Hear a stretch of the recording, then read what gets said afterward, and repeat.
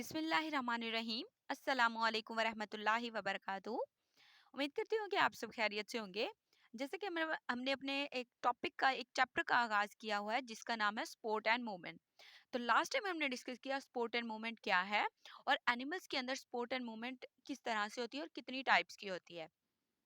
उसके लिए आप लास्ट वीडियो देख सकते हैं जिसका लिंक आपको डिस्क्रिप्शन बॉक्स में दे दिया जाएगा। तो चलिए इसको स्टार्ट करते हैं। स्केलेटन, बेसिकली स्केलेटन क्या होता है? स्केलेटन एक ढांचा होता है जो कि क्या करता है, ये एनिमल्स को सपोर्ट भी प्रोवाइड करता है और एक स्ट्रक्चर भी प्रोवाइड करता है और मूवमेंट में भी हेल्प करता है। ये किसका रोल है? ये स्केलेटन का रोल है। बेसिकली देखा जाए तो एनिमल्स के अंदर जितना भी रोल है मूवमेंट का या फिर स्पोर्ट का या फिर स्ट्रक्चर का, तो वो कौन है, किसका रोल है? वो स्केलेटन का रोल है। बेसिकली तीन टाइप्स हैं स्पोर्ट की। कौन कौन सी हैं? इसमें एंडोस्केलेटन आता है, एक्सोस्केलेटन आता है और हाइड्रोस्केलेटन आता है। और इसको हम देख लेते हैं वन बाय वन। पहले इनकी एक्सप्लेनेशन देख लेते हैं कि एंडोस्केलेटन क्या है, एक्सोस्केलेटन क्या है और हाइड्रोस्केलेटन क्या है। हाइड्रोस्केलेटन को हाइड्रोस्टैटिक स्केलेटन भी कहते हैं। तो बेसिकली देख लेते हैं इनकी एक्सप्लेनेशन। फर्स्ट ऑफ ऑल है एंडोस्केलेटन। एंडोस्केलेटन जो है जितने भी वर्टिब्रेट्स हैं उनको सपोर्ट करता है और ये डिफरेंट इंटरनल बोन्स और कार्टिलेज से मिलके बना है। बोन्स और कार्टिलेज क्या होते हैं ये भी नेक्स्ट हम डिस्कस करेंगे। और जितने भी वर्टिब्रेट्स हैं, जितने भी एनिमल्स हैं जिनमें वर्टिब्रेट्स पाए जाते हैं, उनको कौन सपोर्ट करता है? एंडोस्केलेटन करता है। एंडो मीन इंटरनल, इनका इंटरनल स्केलेटन होता है। नेक्स्ट है एक्सोस्केलेटन। एक्सोस्केलेटन क्या करता है? ये सपोर्ट करता है इन वर्टिब्रेट्स को जिनमें वर्टिब्रल कॉलम नहीं होता या फिर वर्टिब्री नहीं होती। इसमें क्या होता है? इसमें एक आउटर लेयर होती है वैक्सी काइटिन और शेल की। तो ये बेसिकली क्या होती है? ये एक्सोस्केलेटन मतलब इनवर्टिब्रेट्स जो हैं, जितने भी इनवर्टिब्रेट्स हैं जिनमें वर्टिब्रल कॉलम नहीं होता, उनको सपोर्ट कौन करता है? एक्सोस्केलेटन। नेक्स्ट है हाइड्रोस्टैटिक स्केलेटन। हाइड्रोस्टैटिक स्केलेटन जो है वो सपोर्ट करता है वर्टिब्रेट्स को विद सॉफ्ट बॉडीज। मतलब ऐसे वर्टिब्रेट्स जिनकी सॉफ्ट बॉडी होती है उसको सपोर्ट करता है hydrostatic skeleton. The pressure of the fluid in this coelom produces movement. इसमें क्या होता है? प्रेशर ऑफ फ्लूइड होता है सिलोम के अंदर। सिलोम होता है इसमें ये हम ये कह सकते हैं कि ये एक बॉडी कैविटी होती है, मतलब फ्लूइड फील्ड कैविटी होती है। ये बॉडी वॉल और एलिमेंट्री कैनाल जो है उसके बीच में होती है। ठीक है। तो ये प्रेशर होता है किसका? फ्लूइड का। किसके अंदर? सिलोम के अंदर, जो कि मूवमेंट को प्रोड्यूस करता है या फिर मूवमेंट करवाता है। तो ये थी बेसिकली एक्सप्लेनेशन कि एंडोस्केलेटन जो होते हैं वो वर्टिब्रेट्स को सपोर्ट करते हैं, एक्सोस्केलेटन सपोर्ट करते हैं इनवर्टिब्रेट्स को, और हाइड्रोस्टैटिक स्केलेटन जो है, जो सॉफ्ट बॉडीज वर्टिब्रेट्स होते हैं उनको सपोर्ट करते हैं। नेक्स्ट इनकी एग्जांपल्स अगर देख लें तो एक्सोस्केलेटन में स्पाइडर आ जाता है, प्रॉन आ जाता है, स्कॉर्पियन आ जाता है और क्रैब आ जाता है। और एंडोस्केलेटन में कैट है, फ्रॉग है, फिश है और क्रोकोडाइल है। और सॉफ्ट बॉडीज वाले कौन से वर्टिब्रेट्स होते हैं हमारे पास? स्टारफिश होती है, जेलीफिश होती है, अर्थवर्म होती है और लीच होती है। यहाँ पे आप इनकी एग्जाम्पल भी देख सकते हैं। जैसे इधर हैंड की एग्जांपल दी हुई है, एक्सोस्केलेटन में यहाँ पे एक शेल बॉडी दी हुई है स्नेल की, और हाइड्रोस्टैटिक स्केलेटन में वाटर प्रेशर जो है अर्थवर्म के अंदर वो बताया गया है। और ये अर्थवर्म क्या होती है? ये सॉफ्ट बॉडीज वर्टिब्रेट्स होती हैं। नेक्स्ट हमारे पास के इम्पोर्टेंस ऑफ स्पोर्ट सिस्टम, के स्पोर्ट सिस्टम की इम्पोर्टेंस क्या है। स्पोर्ट सिस्टम क्या करता है? ये सपोर्ट करता है बॉडी वेट को, मेंटेन करता है बॉडी शेप को, यानी कि स्ट्रक्चर को मेंटेन रखता है, और जितने भी इंटरनल ऑर्गन्स हैं उनको प्रोटेक्ट करता है और मूवमेंट करवाता है। और एक्सोस्केलेटन जो है वो क्या करता है? Size with growth. एक्सोस्केलेटन क्या करता है? एक्सो कौन सा होता है? एक्सो होता है आउटर वाला और एंडो होता है बाहर वाला। ये क्या करता है? ये साइज में भी मतलब ये साइज भी बताता है इसका, और ग्रोथ में भी हेल्प करता है। नेक्स्ट है chitin is hard and can not be expanded, inhibit the growth of animals way to overcome. Chitin जो होती है वो हार्ड होती है और वो एक्सपेंड नहीं हो सकती। इसके अलावा क्या होता है? इनहिबिट होती है ग्रोथ एनिमल्स की बहुत सारे वेज को ओवरकम करने के लिए। जैसे कि अगर हम ये कह सकते हैं कि जैसे कुछ एनिमल्स होते हैं उनकी ग्रोथ जो होती है वो लिमिटेड होती है। नेक्स्ट है एक्डाइसिस। एक्डाइसिस क्या होता है? एक्डाइसिस होता है कि शेडिंग ऑफ स्केलेटन। मतलब जो क्यूटिन है ना, बाहर वाली जो क्यूटिकल है किसी भी एनिमल की, जैसे कुछ एनिमल्स होते हैं जैसे स्नेक है, और जैसे हमारे पास हम स्नेल की एग्जांपल ले सकते हैं। इनमें क्या होता है, इनमें मोल्टिंग या फिर एग्डाइसिस का प्रोसेस होता है। इसमें जो आउटर कवरिंग है, जो आउटर शील्ड है, वो गिर जाती है, मतलब बाहर वाली स्किन जो है वो उनकी गिर जाती है, और फिर उसके बाद एक न्यू चीज आती है, मतलब न्यू स्किन आती है उनके ऊपर से, और उसको कहते हैं एग्डाइसिस या मोल्टिंग का प्रोसेस। इसको देख लेते हैं। एक्डाइसिस में क्या है, moulting the exoskeleton repeatedly before reaching adulthood. जब तक एक एनिमल एडल्ट नहीं हो जाता तब तक उसमें एक्डाइसिस होती रहती है। एक्डाइसिस का प्रोसेस क्या है, a new and soft exoskeleton is formed under the old skeleton. क्या होता है कि एक सॉफ्ट एक्सोस्केलेटन जो है वो बनती है, पुरानी जो स्केलेटन है वो वो गिर जाती है, मतलब पुरानी जो उनकी स्किन होती है ना वो ऊपर से गिर जाती है या फिर खत्म हो जाती है। The animals will suck in air to expand their bodies. और कुछ एनिमल्स ऐसे होते हैं जो कि पानी पे डिपेंड करते हैं, मतलब सॉरी, एयर पे डिपेंड करते हैं अपनी बॉडीज को एक्सपैंड करने के लिए। जैसे कि ऑक्सीजन है, ऑक्सीजन को इनहेल करने के लिए क्या करते हैं, ये एयर पे डिपेंडेंट होते हैं। नेक्स्ट है the action of sucking air will break the previous exoskeleton that is hard. तो ये एनिमल्स क्या करते हैं, ये सारा हम एक्डाइसिस का प्रोसेस पढ़ रहे हैं। तो फिर इन एनिमल्स में क्या होता है, ये एयर को सक करते हैं, और फिर क्या होता है, इनकी जो हार्ड स्केलेटन होती है बाहर वाली वो गिर जाती है और उसकी जगह सॉफ्ट एक्सोस्केलेटन आ जाती है। और इसके बाद है rapid growth will occur to increase the size of the organism before the new exoskeleton hardens. Hormone control every stage of the ecdysis. Rapid growth होती है, इसके बाद इसमें साइज में भी इंक्रीज आ जाता है ऑर्गेनिज्म के, और न्यू एक्सोस्केलेटन जो है वो जो पहले बनी होती है वो और तरह से होती है, और जो बाद में बनती है वो और तरह से होती है। मतलब साइज जो है ऑर्गेनिजम्स का पहले जो था वो हार्डन्स अगर एक्सोस्केलेटन थी, तो बाद में क्या आएगी, सॉफ्ट एक्सोस्केलेटन आएगी। नेक्स्ट है कि हार्मोन्स कंट्रोल जो है वो हर स्टेज पे होता है डायसिस के। मतलब हार्मोन्स होते हैं जो कि इन सब स्टेजेस को कंट्रोल कर रहे होते हैं कि कितनी अमाउंट में, कितनी क्वांटिटी में ये ग्रोथ जो है वो होनी है, जैसे एक्डाइसिस है वो होना है। तो ये थी हमारे पास importance of sport system. Next है relating the hydrostatic skeleton with movement. Earthworm has अच्छा, अगर इसको हम रिलेट करें हाइड्रोस्टैटिक स्केलेटन को मूवमेंट के साथ, तो क्या होगा, जैसे अर्थवॉर्म है, अर्थवॉर्म क्या होती है, हाइड्रोस्टैटिक स्केलेटन होता है उसके पास, मतलब ये सॉफ्ट बॉडीज होती हैं या फिर सॉफ्ट वर्टिब्री होती है इनके पास। ये क्या करते हैं, it moves with the aid of chaetae भी कह सकते हैं इसको, it moves with the aid of chaetae. ये क्या होती है, ये ब्रिसल लाइक स्ट्रक्चर होता है जो कि लोकोमोशन में हेल्प करता है। लोकोमोशन क्या होती है, मूवमेंट। तो जो अर्थवॉर्म है उसमें हाइड्रोस्टैटिक स्केलेटन होता है जो कि क्या करता है, इसको लोकोमोशन में हेल्प करता है। इसकी दो टाइप्स है मसल्स की, एक होते हैं सर्कुलर मसल्स और दूसरे होते हैं इसके पास लॉन्गिट्यूडिनल मसल्स। ये दो इसके पास मसल्स की टाइप्स होती हैं। नेक्स्ट है muscles in earthworm act antagonistically and it exerts hydrostatic pressure on the fluid in the earthworm body.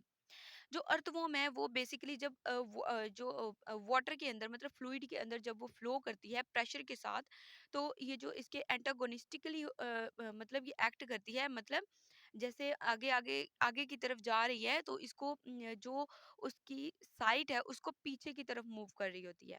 तो ये क्या कर रही होती है, बेसिकली हाइड्रोस्टैटिक प्रेशर को अप्लाई कर रही होती है on the fluid in the earthworm body. Next हमारे पास के कुछ लॉन्गिट्यूडिनल मसल्स होते हैं, सर्कुलर मसल्स होते हैं। सर्कुलर मसल्स कंट्रैक्ट भी होते हैं और रिलैक्स भी होते हैं, और लॉन्गिट्यूडिनल मसल्स भी कंट्रैक्ट भी होते हैं और एक्सटेंडेड भी हुए होते हैं। तो बेसिकली ये इनकी डायग्राम्स है, इनको देख लीजिएगा। ये जो ब्रिसल्स हैं, ब्रिसल्स किस लिए यूज होती है, लोकोमोशन के लिए यूज होती हैं। देखिए यहाँ पे जो है लॉन्गिट्यूडिनल मसल्स हैं जो कि रिलैक्स्ड हैं। ये कौन से हैं, ये जो फर्स्ट वाली डायग्राम में है। और इसी के सेकंड पार्ट है सर्कुलर मसल्स है, मतलब एक ही पार्ट में लॉन्गिट्यूडिनल मसल्स भी होते हैं और सर्कुलर मसल्स भी होते हैं। जब लॉन्गिट्यूडिनल मसल्स रिलैक्स्ड होंगे तो सर्कुलर मसल्स कंट्रैक्ट करेंगे, जब सर्कुलर मसल्स रिलैक्स्ड होंगे तो लॉन्गिट्यूडिनल मसल्स कंट्रैक्ट करेंगे। नेक्स्ट है हमारे पास कि ह्यूमन स्केलेटल में क्या क्या होता है, ह्यूमन स्केलेटल सिस्टम में क्या क्या होता है। इसमें बेसिकली दो चीजें होती है, एक होता है एक्सियल स्केलेटन जिसमें स्कल होता है, वर्टिब्रल कॉलम होता है, स्टर्नम होता है और रिब्स होते हैं। नेक्स्ट है अपेंडिकुलर स्केलेटन। अपेंडिकुलर स्केलेटन में पेक्टोरल गिर्डल होता है, अपर लिम्स होते हैं, पाल्विक गिर्डल होता है और लोअर लिम्स होते हैं। बेसिकली ये चीजें होती हैं जो कि एक्सियल स्केलेटन में होती हैं और ये चीजें हैं जो अपेंडिकुलर स्केलेटन में होती हैं। अच्छा, बेसिकली ये जो एक्सियल और अपेंडिकुलर स्केलेटन है, इसमें ये सारी टाइप्स आपको यहाँ पे बकायदा मेंशन करके दी हुई हैं। इसको एक बार जरूर देख लीजिएगा, इससे आपको आइडिया होगा कि कौन सी चीज जो है वो कहाँ पे होती है। जैसे इसमें स्कल है, क्लाविकल है, स्कैपुला है और ह्यूमरस है, अल्ना है, रेडियस है, पाल्विस है, फीमर है, patella, tibia, fibula and tarsus. Next है sternum, ribs, vertebral column, ischium, sacrum and carpals and metacarpals। और फिर होते हैं phalanges, फिर होती हैं metatarsals और फिर होती हैं phalanges अगेन। मतलब मेटाकार्पल्स होती हैं पहले, फिर phalanges होती हैं, लेकिन जो फुट वाला एरिया है वहां पे मेटाकार्पल्स तो होती हैं लेकिन उसके साथ phalanges होती हैं। मेटाकार्पल्स और मेटाटार्सल्स ये दो चीजें होती हैं। अगर ये हैंड में होगा तो ये होगा मेटाकार्पल्स, अगर ये फुट में होगा तो ये होगा मेटाटार्सल्स। तो ये बेसिकली ये आप जरूर याद कर लीजिएगा, ये एमसीक्यूज में आपसे पूछी जा सकती हैं। नेक्स्ट हमारे पास कुछ बोन्स होती हैं, स्कल, वर्टिब्रल कॉलम, ये सारा कुछ जो जो हम पीछे पढ़ के आए हैं, ये बेसिकली होता क्या है ये हम देखेंगे। स्कल क्या होता है, cranial bones protect the brains. और इसके अलावा इसमें फेशियल बोन्स होती हैं जो कि प्रोवाइड करती हैं basic shape for the face and support the teeth, consist of 33 small bones of vertebrae. Basically cranial bones है और फेशियल बोन्स है, ये क्या करती हैं, ये प्रोटेक्ट करती हैं।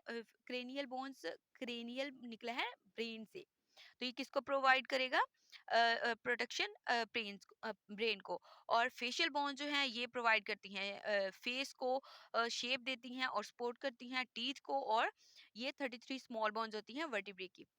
नेक्स्ट है वर्टिब्रल कॉलम। वर्टिब्रल कॉलम जो है वो प्रोटेक्ट करता है स्पाइनल कॉर्ड को। और इसके अलावा है क्लाविकल। क्लाविकल क्या करता है, पार्ट्स ऑफ पेक्टोरल गिल्टल है, इसमें ये कनेक्ट करता है अपर लिम को एक्सियल स्केलेटन के साथ। नेक्स्ट है स्कैप्यूला, ये जो है पार्ट है पेक्टोरल गिल्डर का और ये अपर लिम को एक्सियल स्केलेटन के साथ कनेक्ट करता है जैसे कि ये क्लेविकल करता है।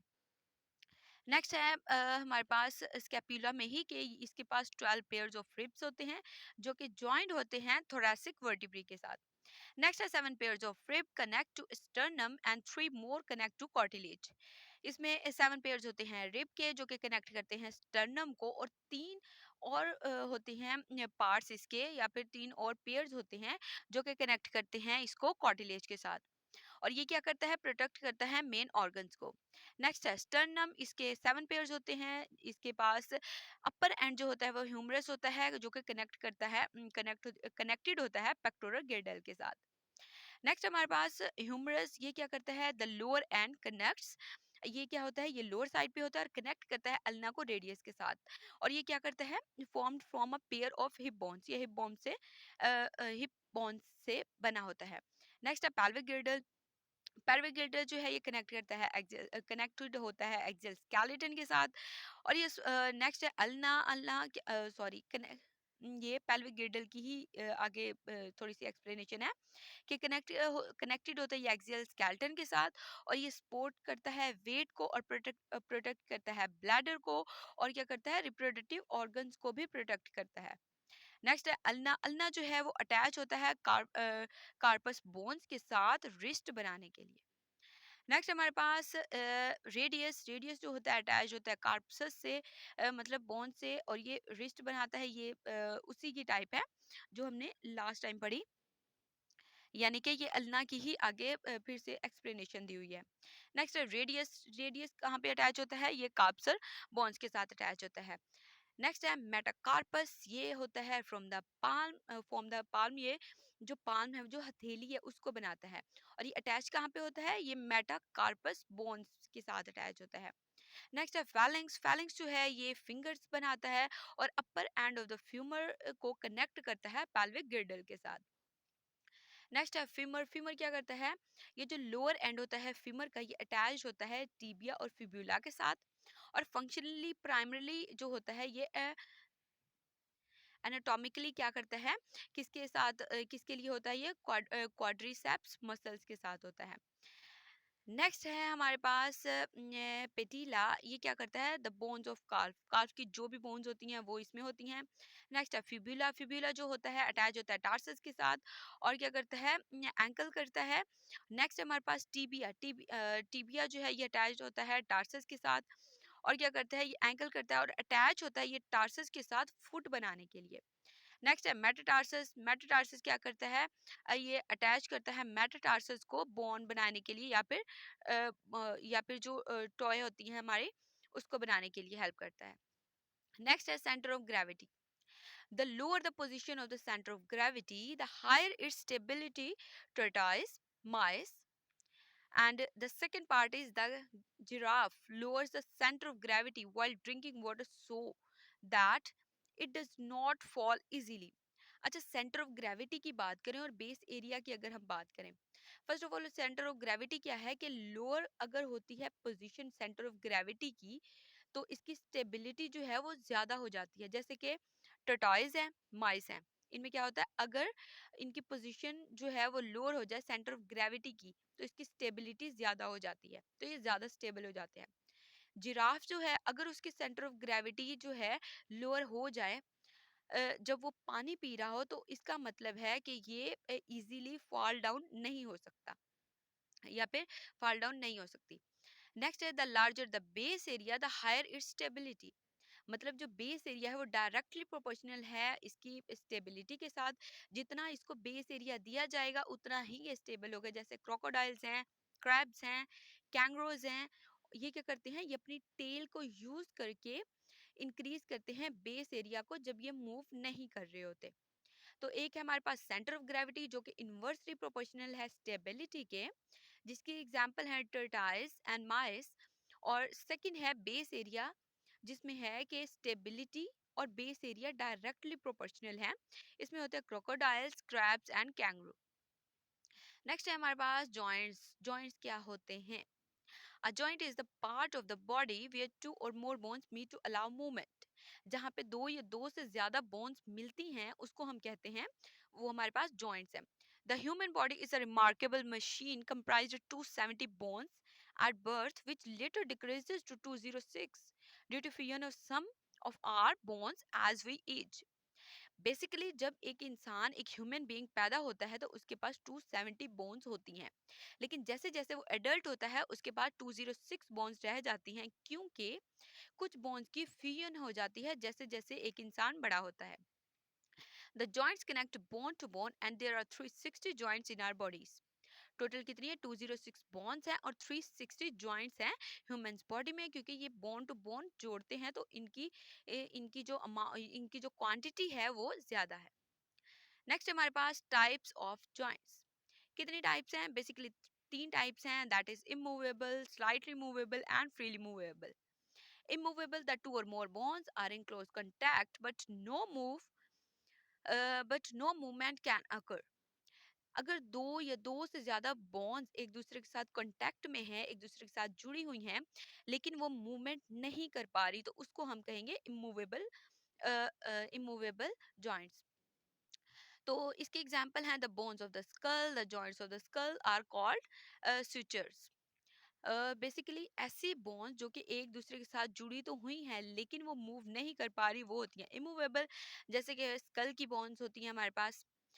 नेक्स्ट हमारे पास slightly movable, two or more bones are held together so tightly that only limited movement is permitted, for example the vertebrae of the spine. Basically slightly movable वो होती हैं जो थोड़ा सा मूव कर सके, स्लाइडली मूव कर सके। मतलब दो बोन्स अगर आपस में जुड़ी हुई हैं तो उनमें इतनी परमिशन होती है कि थोड़ा सा वो मूव कर सकती है, ज्यादा मूव नहीं कर सकती। जैसे कि वर्टिब्री ऑफ द स्पाइन, मतलब स्पाइनल कॉर्ड की जो वर्टिब्री होती है वो स्लाइटली मूव कर सकती है। नेक्स्ट है freely movable. Most joints within the human body are this type. Motion is the purpose of the joint. Basically जो फ्रीली मूवेबल मतलब ये अपनी मर्जी से कहीं पे भी मूव कर सकती हैं किसी भी पोजीशन में। और मतलब इसको ना ही ये स्लाइटली है ना ही ये इमूवेबल है, ये है फ्रीली मूवेबल। जैसे बेसिकली जो मोशन होती है इसी जॉइंट के थ्रू होती है ह्यूमन बीइंग्स में। यहाँ पे आप पिक्चर्स में भी देख सकते हैं कि इमूवेबल हैं। देखिए जैसे ये जुड़े हुए हैं, ये मूव नहीं कर पा रहे। नेक्स्ट है स्लाइटली मूवेबल या लिटिल मूवमेंट जो लिखी हुई है, ये जो थोड़ा सा मूव कर सकते हैं। और फुल मूवमेंट या फिर फ्रीली मूवेबल जो है ये थर्ड वाले हैं। तो ये थे हमारे पास basically types of joints. Next है types of joints on the basis of structure. Structure की बेस पे कितनी टाइप्स हैं इसकी? स्ट्रक्चर की बेस पे हैं इसकी टाइप्स। टाइप वन है fibrous joints.